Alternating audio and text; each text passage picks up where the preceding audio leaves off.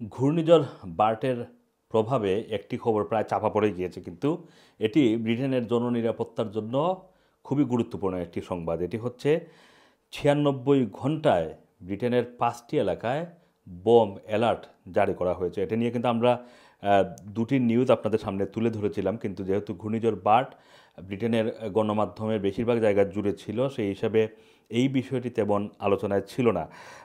আপনাদের নিশ্চয়ই মনে আছে যে ইউস্টন স্টেশনে সেখানে একটি কন্ট্রোলড এক্সপ্লোশন করানো হয়, মানে একটি নিয়ন্ত্রণের ভিতরে রেখে একটি বিস্ফোরণ ঘটানো হয়। তার আগে কিন্তু ইউএস এমবিসি, গেটউইক এয়ারপোর্ট, তারপর চেস্টার রেল বাস স্টেশন এবং গ্লাসগো বাস স্টেশন, এই 5টি জায়গায় কিন্তু 96 ঘন্টার ভিতরে এই বোমার যে সতর্কতা জারি করা হয়। তারপর যেটা বলা হচ্ছিল যে যখন ইউস্টন স্টেশনে এই বোমার উপস্থিতি পাওয়া যায়, তখন কিন্তু প্রচুর প্যাসেঞ্জার সেখানে ছিলেন। আপনারা জানেন যে ইউস্টন স্টেশন দিয়ে কিন্তু পুরো ব্রিটেনের বিভিন্ন শহরে ট্রেন স্টেশনগুলোর সাথে কানেক্টেড। সুতরাং সেখানে পুলিশ দিনের 12টা 40 মিনিটে সেখানে একটি বোম উদ্ধার করে এবং সেই ইউস্টন স্টেশনের বাইরে এনে সেই বোমটিকে নিয়ন্ত্রণের ভিতরে এনে কন্ট্রোলড এক্সপ্লোশন তারা করায়, মানে নিয়ন্ত্রণের ভিতরে রেখে তারা বিস্ফোরণ করে।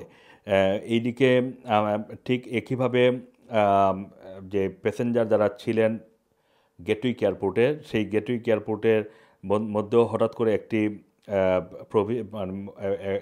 মানে সেখানকার যে Sussex police bomb disposal squad, তারা খবর পায় যে একটি লাগেজের ভিতরে একটি প্রহিবিটেড আইটেম আছে এবং সেটা পুলিশ এনে কিন্তু সেটাকে নিয়ন্ত্রণের মধ্যে তারা বিস্ফোরণ ঘটায়।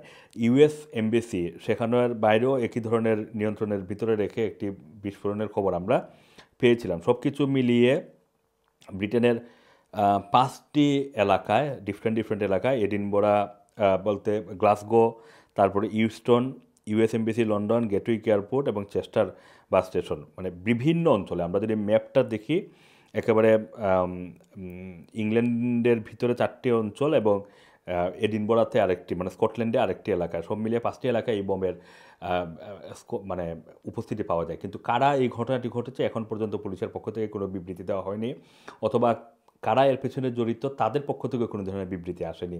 এই ঘটনাটি কেন ঘটছে, এর পেছনে আসলে কি ইসরায়েল ফিলিস্তিনের যুদ্ধ, নাকি রাশিয়ার সাথে ইউক্রেনের যুদ্ধ, এই বিষয়গুলো জড়িত, নাকি একেবারেই ব্রিটেনের ভিতরের ইন্টারনাল কোনো থ্রেট চলছে, এই বিষয়গুলো সম্পর্কে আসলে এখন পর্যন্ত পুলিশের পক্ষ থেকে কোনো কিছু বিস্তারিত জানানো হয়নি। শুধুমাত্র বলা হচ্ছে যে ইনভেস্টিগেশন চলছে। আসম আসম, রানার টিভি, লন্ডন।